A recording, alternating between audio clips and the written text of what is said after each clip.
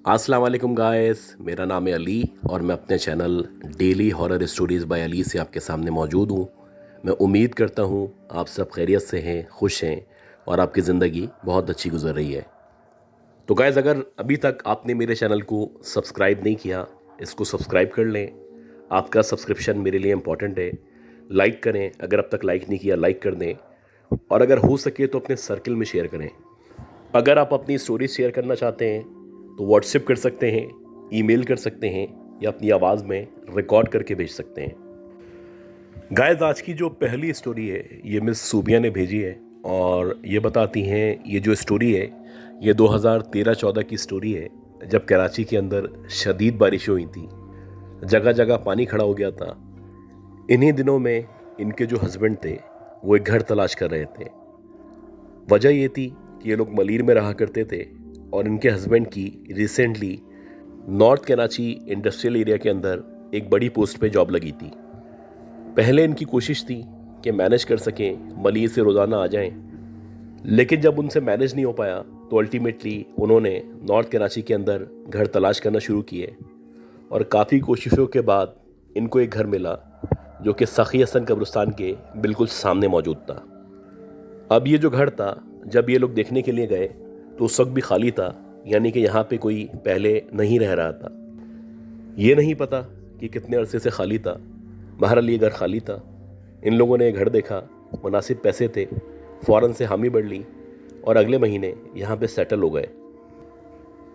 ये बताती हैं कि इनके साथ इनकी एक छोटी बच्ची मौजूद थी जो 1 या 2 साल की थी। इनके हस्बैंड थे। मुकम्मल तौर पे 3 लोग थे जो इस घर में रहा करते थे और इनके जो हस्बैंड की जॉब थी वो अक्सर लेट नाइट में ख़त्म होती थी, यानी उनको आते आते रात के 2, 3, 4 इस तरह बज जाया करते थे। अब ये जो दौर था, इस दौर में इस इलाके में बहुत ज़्यादा लोड शेडिंग हुआ करती थी। तो वैसे ही लोड शेडिंग के दिन चल रहे थे और हल्की हल्की बारिश हो रही थी। रात के तकरीबन 2 या 2:30 बजे का टाइम था।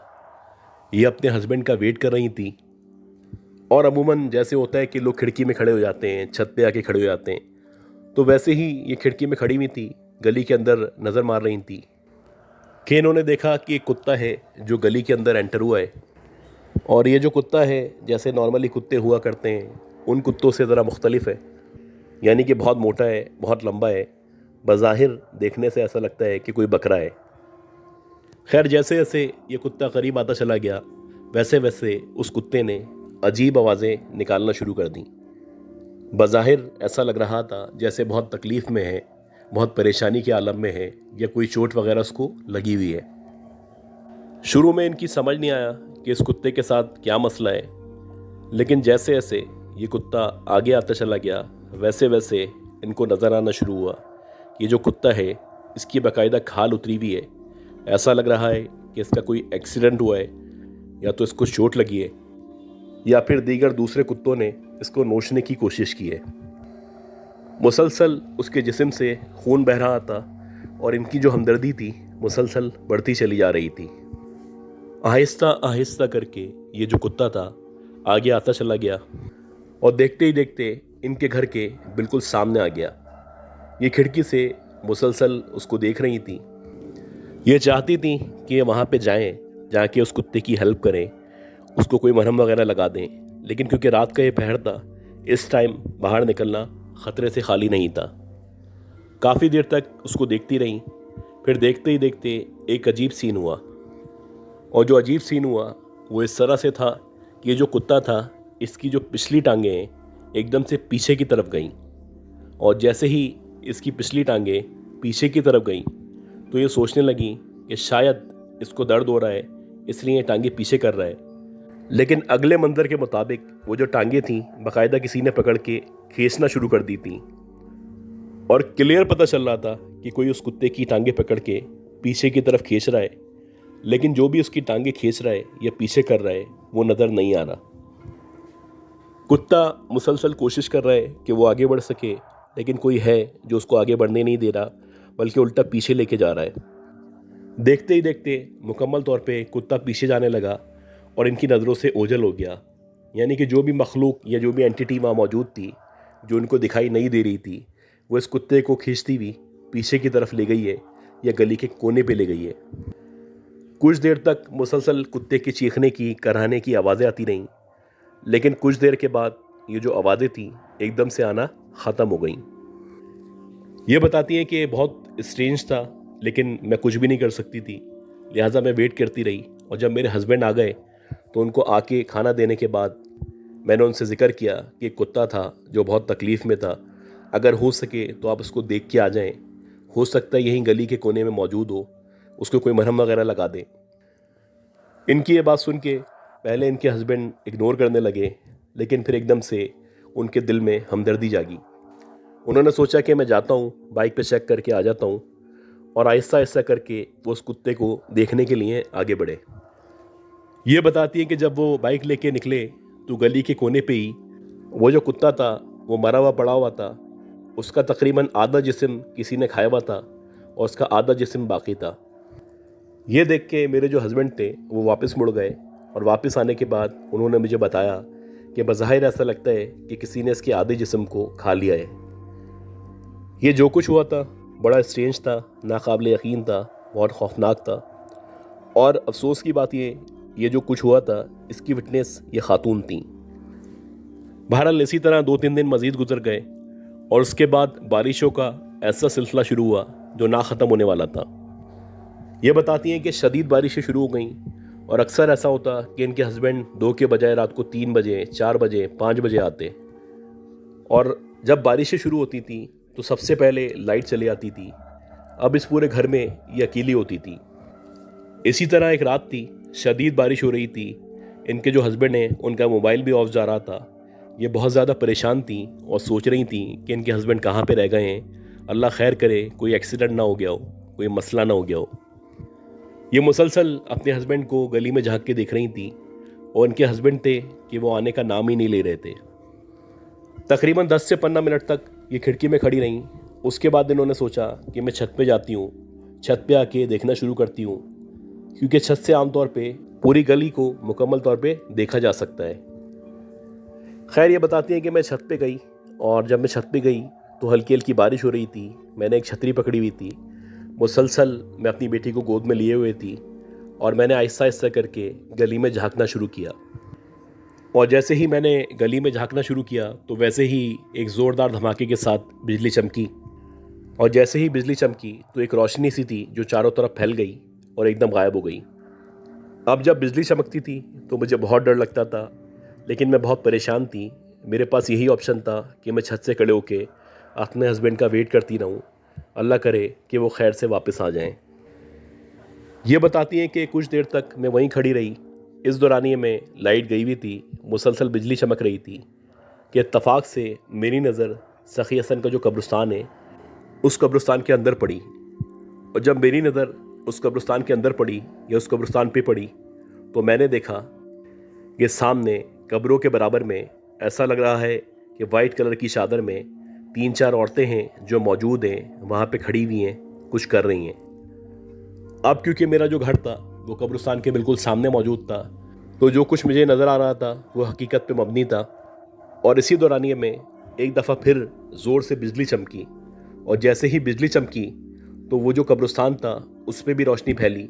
और जैसे ही उस पर रोशनी फैली तो मैंने देखा कि वाकई में वहाँ पे 4-5 औरतें हैं जिन्होंने वाइट कलर की चादरें पहनी हुई हैं, और बज़ाहिर ऐसा लगता है कि किसी ख़ास कब्र के पास ये सारी की सारी औरतें खड़ी हुई हैं।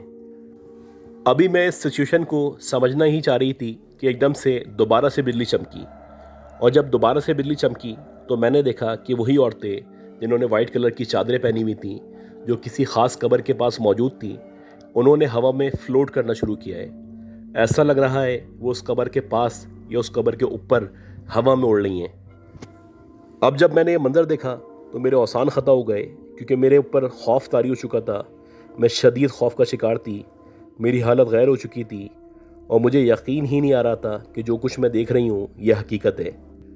इस दौरानिए में एकदम से मैं पीछे हटना चाह रही थी, लेकिन ऐसा लगने लगा कि जैसे मेरा जिस्म फ्रीज़ हो चुका है, और सामने जो मखलूक़ात मौजूद हैं या जो भी औरतें हैं वो नहीं चाहती कि मैं अपनी छत से हटूँ या पीछे जाऊँ। मेरे साथ एक बच्ची मौजूद थी, और उस बच्ची की मुझे बहुत फ़िक्र थी। ये मेरी बेटी बहुत छोटी सी थी, मैं मुसलसल परेशान हो रही थी। मैं मुड़ना चाहती थी, लेकिन चाहने के बावजूद भी ऐसा लग रहा था कि कोई ताकत है जो मुझे मजबूर कर रही है कि मैं नहीं मुड़ूं, यहीं खड़ी रहूं, यहीं पे उनको देखती रहूं। इस दौरानिए में एकदम से दोबारा बिजली चमकी, और जब दोबारा से बिजली चमकी तो मैंने देखा कि उस कब्र के पास, जहाँ पे अभी 4-5 औरतें फ्लोट कर रही थी या नज़र आ रही थी, वो देखते ही देखते गायब हो चुकी हैं।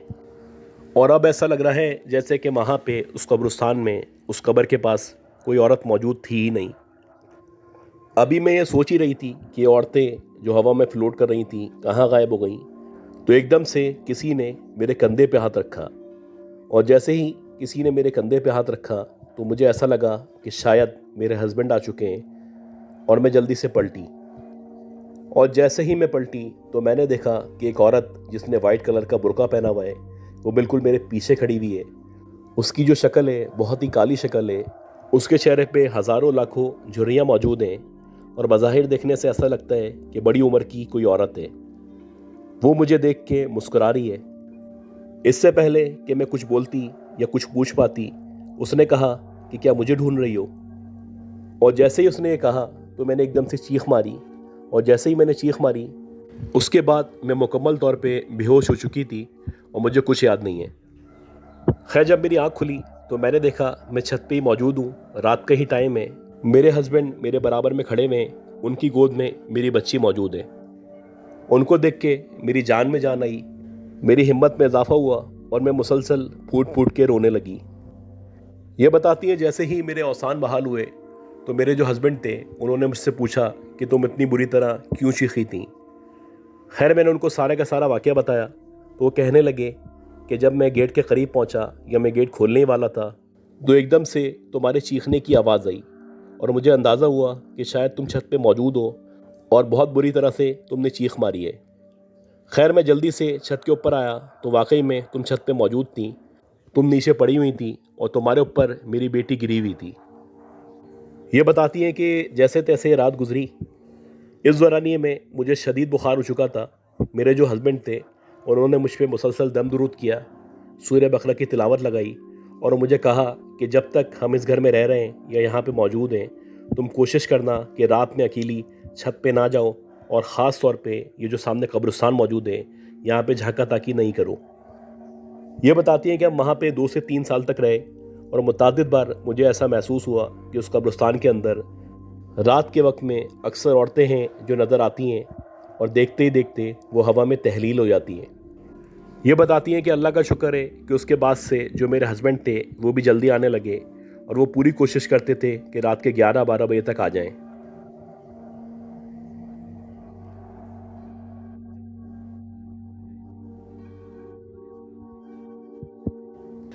गाइस, इसी तरह एक स्टोरी हमें मिस ज़ूबिया ने भेजी है। ये हमारी रेगुलर लिसनर हैं, और मैं शुक्रगुजार हूँ। ये रोज़ाना हमारी स्टोरीज़ को सुनती हैं, पसंद करती हैं, और इन्होंने अपनी पहली स्टोरी शेयर की है। मैं शुक्रगुजार हूँ इनका, और मैं कोशिश करूँगा जिस तरह से इन्होंने स्टोरी भेजी है वैसे ही उन्हीं अल्फाज में आपको डिलीवर कर सकूँ। वो रात मेरी ज़िंदगी की सबसे खौफनाक तरीन रात थी। रात के तकरीबन 8 बजे का टाइम था। मुझे शुरू से ही सुनसान इलाकों में, वीरान इलाकों में रहने की आदत थी, क्योंकि मुझे शोर पसंद नहीं था। जिस घर में मैं अभी रह रहा था यहाँ पे मैं पिछले 3 महीने से रिहाइश पजीर था। ये घर मुझे बहुत सस्ते में मिला था, क्योंकि ये जो इलाका था, ये जो घर था, ये मेन जंगल के करीब मौजूद था, और आम तौर पे लोग यहाँ पे रहना या घर लेना पसंद नहीं किया करते थे। लेकिन क्योंकि मैं पुरसुकून माहौल का आदी था, मुझे सुकून की तलाश थी, तो मैं चाहता था मेरा घर ऐसी जगह मौजूद हो जहाँ पे ना शोर हो, ना ट्रैफिक की उलझन हो, ना इस तरह के मसाइल हों। जब मैं ये घर ले रहा था, मेरा जो बड़ा भाई था, जिसका एक बेटा है, एक बीवी है, उसने पूरी कोशिश की थी मैं ये घर ना लूँ, लेकिन क्योंकि मैं ज़िद्दी था लिहाजा मैंने अपने भाई की बात नहीं मानी और ये घर ले लिया था। आज मैं अपने उसी भाई का वेट कर रहा था कि वो कब आएगा, कब हमारे साथ डिनर करेगा, क्योंकि मैं काफ़ी अरसे से उसके पीछे लगा हुआ था कि आओ हमारे साथ एक डिनर करो, और जितना भी खाने का इंतज़ाम था मैं ऑलरेडी कर चुका था। खैर, जब मैं अपने घर पहुंचा था तो उस वक्त से ही महसूस हो रहा था कि आज मौसम बहुत सुहाना है, और ऐसा लग रहा है कि आज शदीद बारिश होगी। मैं मुसलसल अपने भाई का वेट कर रहा था। इसी दौरानिए में शदीद बारिश शुरू हो गई। मेरा शौक़ था कि जब भी बारिश होती थी या तेज़ हवा चलती थी तो मैं आम तौर पे छत पे चले आता था। वहाँ जाके इस मौसम से, इस बारिश से लुत्फ़अंदोज़ हुआ करता था। बहरहाल जब ये बारिश शुरू हुई तो मैंने सोचा कि बजाय इसके मैं इधर उधर टहलूँ, मैं छत पे चले आता हूँ और अपने भाई को भी देखता रहूँगा। अभी छत पे गए हुए मुझे कुछ देर ही हुई थी। रात के तकरीबन 8 सवा 8 बजे का टाइम था। अंधेरा हो चुका था, मुसलसल बारिश हो रही थी कि एकदम से मुझे महसूस होना शुरू हुआ कि ग्राउंड फ्लोर के ऊपर जो पौधे लगे हुए हैं उन पौधों के पीछे कोई खड़ा हुआ है या कोई लंबा सा हैवला है जो खड़े होके मुझे देख रहा है। और ये जो कुछ मुझे महसूस हो रहा था या नज़र आ रहा था, ये कुछ सेकंड्स के लिए था और देखते ही देखते वो जो हैवला था या वो जो साया था वो गायब हो गया। अब ये जो कुछ मैंने देखा था इस पे यकीन करना मेरे इख्तियार में नहीं था, लिहाजा मैं मुख्तलिफ बहाने बना रहा था या अपने आप को समझा रहा था हो सकता है मेरा वहम हो क्योंकि मैं बहुत ज़्यादा थक चुका हूँ, लिहाजा मुझे ऐसा महसूस हो रहा हो। या ये भी हो सकता है कि अंधेरे की वजह से मुझे ऐसा लग रहा हो कि कोई शेड या कोई साया मौजूद है, हालांकि वहाँ पे कोई मौजूद ना हो। खैर आहिस्ता आहिस्ता करके मैं पीछे हुआ और मैं आसमान की तरफ देख रहा था। मुसलसल पानी मेरे मुंह पे गिर रहा था। मैं बारिश को बहुत एंजॉय कर रहा था कि एकदम से मुझे महसूस होना शुरू हुआ कि पीछे जो लाइट जल रही है उस लाइट के शेड में कोई हाथ है जो मुझे नज़र आ रहा है। और जैसे ही मैंने इस हाथ को या इस शेड को देखा तो मैं पलटा, और जैसे ही मैं पलटा तो वहाँ पे ना कोई साया मौजूद था, ना कोई शेड मौजूद था, ना कोई शख्स मौजूद था। ये कुछ देर के अंदर अंदर दो वाक़यात थे जो मेरे सामने हो चुके थे, और दोनों वाक़यात के बाद मैं अपने आप को कन्विंस कर रहा था मे बी ये मेरा वहम हो या मुझे ऐसा फ़ील हो रहा हो।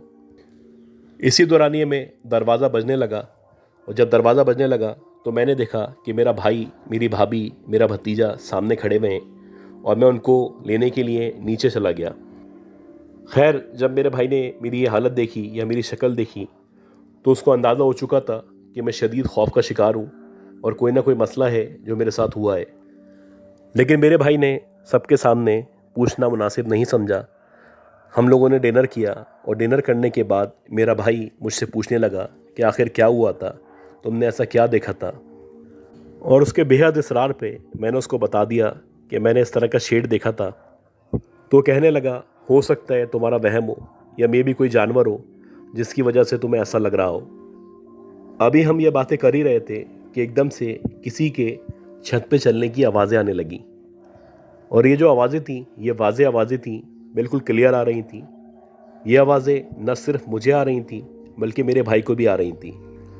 हालांकि जो मेरा घर था इसके चारों तरफ जाल मौजूद था या जाली लगी हुई थी, तो सवाल ही पैदा नहीं होता था कि कोई जानवर या कोई इंसान घर के अंदर दाखिल हो सके।